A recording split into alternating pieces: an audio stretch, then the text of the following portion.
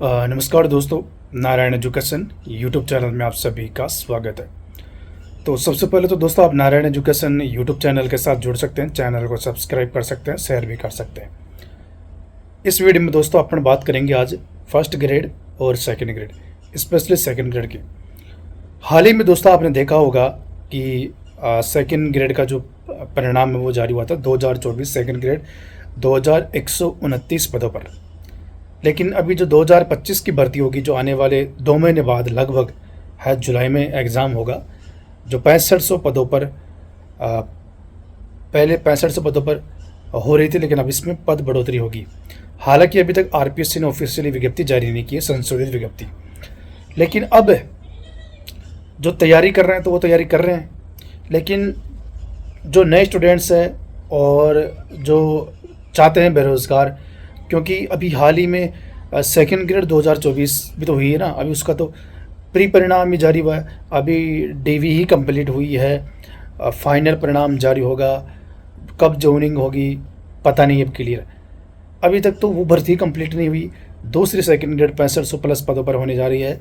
तो बेरोज़गार जो मांग कर रहे हैं, जो पढ़ रहे हैं, वो भी मांग कर रहे हैं कि भाई कुछ दिन और आगे बढ़ जाए तो कोई दिक्कत नहीं होगी, क्योंकि अब नई सेकंड ग्रेड 2026 जल्दी आने वाली नहीं है। तो मेन टॉपिक दोस्तों अपना यह है कि 4037 पद सेकंड ग्रेड में बढ़ रहे हैं। वित्तीय स्वीकृति इन पदों की मिल चुकी है। अब आने वाले कुछ दिनों में जैसे आरपीएससी के पास वर्गीकरण पहुंचेगा, आरपीएससी सेकंड ग्रेड की विज्ञप्ति दोबारा जारी करेगा। 10,537 के आसपास, ऊपर नीचे हो सकते हैं, 10,537 के आसपास पद होने जा रहे हैं सेकंड ग्रेड के। और दोस्तों पिछले 9 साल से मैं भी वीडियो बना रहा हूँ लगातार, तो पिछले 9 साल की सबसे बड़ी भर्ती पदों के हिसाब से सेकंड ग्रेड की भर्ती मानी जाएगी। इतने ज़्यादा पदों पर तो भर्ती नहीं हुई पिछले 9-10 साल में, बाकी पीछे का मुझे पता नहीं है, लेकिन 9 साल में तो नहीं हुई। 9,700 पदों पर हुई थी शायद सेकंड ग्रेड 2016, अगर मैं गलत नहीं हूँ तो शायद। उसके अलावा ज़्यादा पद नहीं थे, 8,000 10,000 के बीच पद रहते थे, लेकिन इस बार 10,000 को भी पार कर गए पद।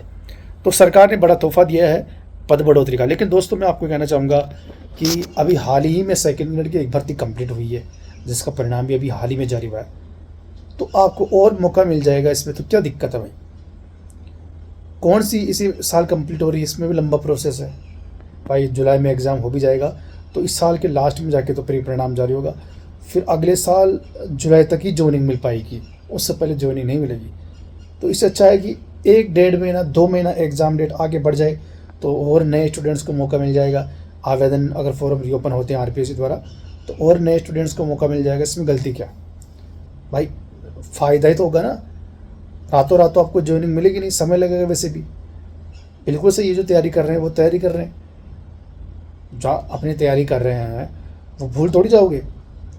जो जिनको नौकरी लगनी, मेहनत कर रहा है दोस्तों, वो तो लगेगा, उसको कोई नहीं रोक सकता।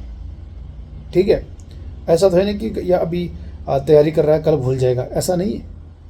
जो तैयारी करने वाले होते हैं वो अलग ही क्वालिटी के स्टूडेंट्स होते हैं।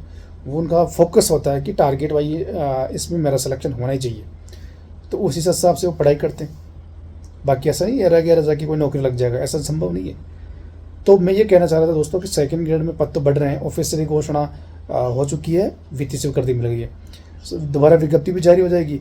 तो अब जो विद्यार्थी मांग कर रहे हैं, जो नए स्टूडेंट्स हैं, जो कि 10-15 दिन का मौका हमें मिले फॉर्म भरने का, और 1.5-2 महीने एग्ज़ाम डेट और आगे बढ़ जाए, यानी अगर जुलाई में नहीं होती है, अगस्त सितंबर में होती है, तो फ़ायदा होगा काफ़ी विद्यार्थियों को। बाकी तो आरपीएससी के ऊपर है।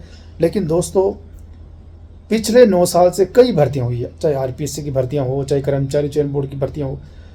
अगर किसी भर्ती में 2,000 पद निकले हैं और उसमें फिर सरकार ने या उदाहरण के लिए 5,000 पदों पर भर्ती हुई है उदाहरण के लिए, और उसमें 3-4 हज़ार पद बढ़ रहे हैं बाद में, तो जो एजेंसी होती है, संस्था होती है आरपीएससी, कर्मचारी चयन बोर्ड, वो नए आवेदन भी लेती है। यहाँ पर भी ऐसा ही है भाई, न्याय तो यही कहता है कि 6500 पदों पर सेकंड ग्रेड, और इसके आधे से भी ज़्यादा पद बढ़ रहे हैं, 4,037। तो न्याय तो यही कहता है कि आवेदन लो, चाहे 7 दिन तक ही लो आप। आवेदन तो रीओपन जरूर होना चाहिए, मैं मानता हूँ, और ये चीज़ आपको भी पता है, जो पढ़ रहे हैं स्टूडेंट्स उनको भी पता है कि कुछ दिन तो रीओपन होने ही चाहिए, क्योंकि अभी एग्ज़ाम के 2 महीने हैं। और अब देखो आरपीएससी है वो आगे बढ़ाएगी नहीं बढ़ाएगी, अगर सरकार की तरफ से इसमें आरपीएससी कुछ नहीं करेगी, सरकार की तरफ से हो सकता है जो भी होगा।